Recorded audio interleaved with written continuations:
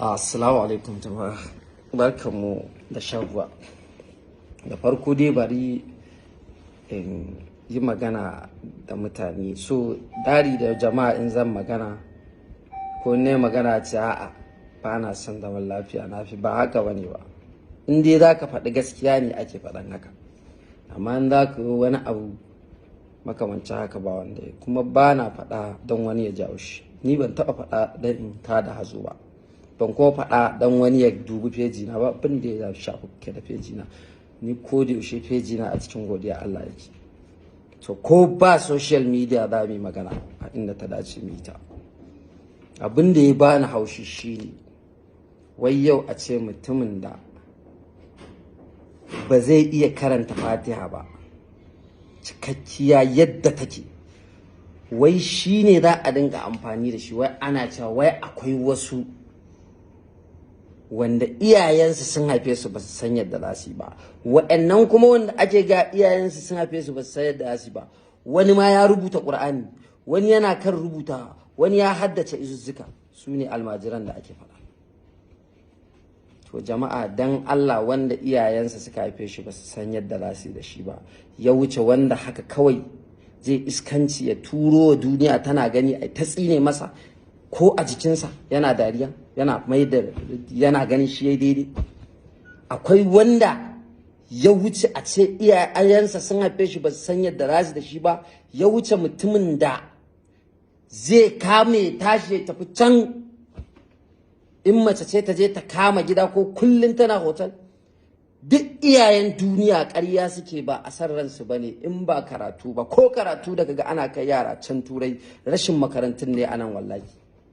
Amma in ba karatu turai ba uban da zai so a ce ko uwar da zai so a ce wai tana kwana a gida ba yadda tana can tana wani abu da bata ma san menene abin ba, wai sana'a ta rufe ta, ko kuma wani yana nan shi in ba mutumin da bai san me yake ba, waye zai yadda da ɗansa yana nan shi ya zama kartagi na 'yan iska, shi ne mai tara su, kuma shi ba ma kartagi ba ne, shi ma hakan yake, kuma ba shi da niyyar ya ce su gyara, ba shi da niyyar in sun ki gyara ya rabu da su, ba su da niyyar ya rabu da ma abin saboda ba daidai suke ba, ya rabu da su su sabga su. To yanzu duk waɗannan su ba a ce iyayensu sun yi asara haihuwarsu ba, sai mutanen da ake kira almajirai, wanda duk mun sanya take. Ni nan da kuke gani na an kai ni irin makarantar nan, da safe naira biyu da ɗaya sile biyu da abin sile uku ne, da rana naira haka, da daddare a yi abinci a gidan malamin mu ci. Amma da akwai a cikin makarantar wanda bara suke zuwa, akwai a cikin makarantar wanda su iyayensu suna ba su irin wannan kuɗin, da wasu ma daga gidansu ake kawo musu abinci. Kuma ina so ka sani, ba wai duk ɗan matsiyaci bane ko ɗan talaka, ba 'ya'yan matsiyata bane, da yawansu wallahi sun fi iyayenka kuɗin da suka riƙe wallahi iyayenka ba za su riƙe ba. Muna ciki alhamdulillah, duk wanda ya san gidanmu ya sani. To amma wallahi a cikin makarantar nan akwai wanda sun fi iyayenmu kuɗi. Duk kuma a nan za mu zo mu shimfiɗa tabarma. Na je shekar satin da ya wuce na kai matata ta gagun, na tsaya a gun a nan yar kwaɗi makarantar malam Sha'ibu, na ce mata kin ganan, to a nan muke bacci, kangon bola ne mai kallon mu, za mu tashi in ka ji wani bayan gida kowa nan za ka shiga kai, in sanyi ne a soro za mu kwana a tabarma. Sanda aka kai ni ban fi shekara 7-8 ba, lokacin da aka fara kai ni wallahi sai da na kwana ban bacci ba, saboda ni a tabarma aka shimfiɗa mu. Na ma santa? Ban santa ba, amma kawai aka kai ni, kuma na je na ga amfani, na gane a'a so ake yi duk wahalar da dan in san me addini. So mun sanya take, ko muna jin zafi zagin abin da kuke yi ne, shi sa ba za mu kyale ba. Su wanda suke zuwa su ce muku wai wayar da kai suke yi, me isa kuɗin da suke baku su yi wa ku yi wannan abin, in suna baku kuɗi a ebi wannan kuɗin a daina baku, a shiga ƙauyuka a yi musu makaranta mai kyau, a musu a ba su malamai, a ba malaman abinci. In an fara yin wannan an ga sun dawo sai a ce haka. Ko kuma a gwamnati makarantun da take nan ai haƙƙinsu ne, kuɗinsu ne, dukiyarsu ce, sai a yi musu ƙa'ida a dinka dafa musu abinci ma. abun kunya so kuke a bar yaran nan su koma suna rataye bindiga tunda duk inda aka kidnapping za ka ji mutanen sun ce ai yaran 'yan ƙananu 'yan shekara 10 ne suke kidnapping din. To mutanenmu mu musamman mawaƙa da 'yan fim da mu ake amfani da celebrities ma ba mu kaɗai ba ne ba, da akwai wasu bloggers ɗin masu sarrai da mu ake amfani ana wargatsa abubuwanmu na addini. Almajircin nan kuma wani da yake magana na rantse da Allah babansa ya yi. To in haka ne kai an ji ka ɗaukaka a gidanku kai kaɗai, ragowa fa su me za baka juya ka ce wa babanku me isa ya haife su ba. Wani ragowar duk 'yan gidan suna iskanci sun damu mutane fa. Amma ka ji wani mutum wai yana gaya ma wai ya aka haka. An haifi yara ba a san yadda za a yi su ba. Ina ruwanka, ƙasan nan ce duk abin da ya shafi ɗan ƙasan nan wallahi in dai na game da yunwa ne da ƙasƙanci shugabanni Allah zai tambaya. Kun fa sani, mun sani, na sani, ka sani, duk wanda kaga yana wani roƙo ko wani abu ba yadda zai ne zai tare ka ce ma bai da abin da zai ci bai da waye. In mai san rai ne zai tara, inda ya zo a mai kuɗi duk san ransa ba zai zo roƙo ba sai dai ya dinka sana'a yana ɓoye kuɗin baya taimaka wa mutane. So ka sa ranka a inuwa, ka sa ranka ya zama na kullum kada wa mutane tunani mai kyau. Duk wanda ya zo ya ce ya taimaka min da kaza kawai kai dai a ranka sa ba yadda zai yi. In ba za ka iya taimakonsa ba ce tafi gaba. Amma ku ba ku taimaki yaran nan ba, kullum sai maganganu marasa mutunci. Akwai wata da aka ce sai ku yi irin nata, wata baiwa Allah an faɗi sunanta amma ba sinafa, aka ce da ta tashi ta ga almajin ibar su ta je ta wanke ta sa su a makaranta. Haka ya kamata mu yi. Ko mu ɗin da muke ganin mu girman mu ya ko mu mun taso cikin aminci ba za mu taɓa yin ƙasƙanci ba, to abin da za mu sai mu dawo, sai in da ka kana da burin haifan 'ya'ya 10 haifi 5 ɗin ebo 'ya'yan wasu ka sa. To baka taimaka wa mutum a rayuwarsa ba, ka ɗale shi ya yi ta. Kai da baka haddace izu ɗaya ba, ba a ce maka an yi asarar ka ba.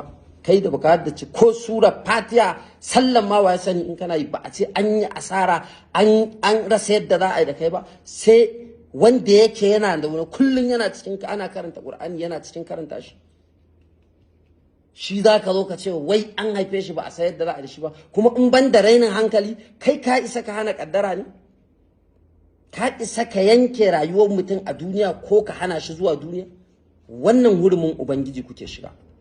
Za a iya gyara almajirci na yadda, amma wai zancen a hana baka isa ka hana ba. Dalili da akwai abin da za a yi ma in kai wa mutum wallahi gobe ba zai je barar ba. Tunda waccan da aka bada misali ai iban su ta kai su makaranta, da ta kai su makaranta iyayen ai ba su zo sun kwace ƴaƴansu sun je sun ce a'a su bara suke so su ba. Ai kowa yana so, kawai ba yadda zai yi. To in za mu magana mu dinka tuna ya gwamnatin mu take ciki. Ba ina yin magana ba ne wallahi don wani ya so ni, ba abin da ya daman ka so ni ko ka so ni ruwanka. Abin da muke faɗa kawai gaskiya ne, saboda kada a je gaba ma wani ya fito ya ce ba a gaya masa ba. Kuma ba ma wannan ba, kawai in ka je wajen Allah ka faɗa. Kowa da kurakuransa Allah ya sa ya gyara, amma ka zo ka zauna kawai ka kalli wani ka ta cusa min magana saboda kana da wata dama a social media za ka yi magana a jika shi ba zai aji shi ba. To tun da kuka fara magana almajira ni ba haka nake so ne ba, so nake in ji wani asusu a ciki wani mutum guda ɗaya ce yau ga miliyan 100 a zo a haɗa a jiggina musu makarantu ko a kai ƙauyukansu a yi. Masallaci ma nan ana nema a ƙauye sai an sha wahala da a yi shi. Yanzu kowa ya gwammace kunzige kuɗinsa a ƙugu ya tafi umara da ya tsaya ya ci da maraya. Da an magana ka ce ka tafi wajen annabi, za ka je wajen annabi ka ban marayinsa da yunwa? Ya zai ya kalle ka ka ce masa mi? Allah ya sa mu dace. To ina so in gaya muku almajiri wallahi tallahi ba abu bane da ya kamata a dinka kira kai tsaye cin fuska ne ka kalli mutum duk lalace ubansa ka ce ubanka ya haife ka bai san yadda zai da kai ba. Wannan duk duniya ba wanda zai ji daɗi.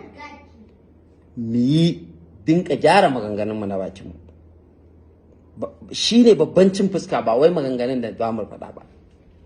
Ba wanda ake ya zo duniya da arziki ko ba wanda zai koma da shi lahira. Almajiri mutum ne kamar kowa. Mu duba yanayin gwamnatinmu, mu duba yanayin rayuwar da muke ciki, kawai shi ne abin da za mu gaya wa mutane. Allah ya sa mu gane, Allah ya sa kuma mu fahimci gaskiya ce mu yi ta. Allah kuma shi ne masani. Ban yi magana don wani ba. Hotunan da naga suna yawo ne ban ji daɗin su ba. Hotuna wani ya je ebo almajirai suna bacci ya ɗauko hotonsu, wani ya waye. Kuma duk abin da zai ba ku mamaki shine wa'annan mutanen da za su ɗauko hotunan almajirai su yawo da su ma sun yi faɗi tashin fa. Wani ma shi almajirin a makaranta almajirci yake, wani a wajen aiki ne zai je ya dawo ya dinka kwana a tasha ko a kan gada. Duk shi bai ɗau nasa fa wata matsala ba. Na almajiri da aka kawo shekaranci Qur'ani shine matsala. Duk a madaukakan nan da ake tabawa su je su jamutsa wannan ƙaryar, dukkan su kowanne kan ya hau tsanin sa, ka ji wancan sai da ya kwana anan, sai da wannan ya baka wahala, sai da kai, amma duk kai ka manta naka. Dama haka rayuwa take. Allah ya ba mu ikon gane gaskiya, ya ba mu ikon binta, ya ba mu ikon gane ƙarya ce, ya ba mu ikon gudanta. Assalamu alaikum.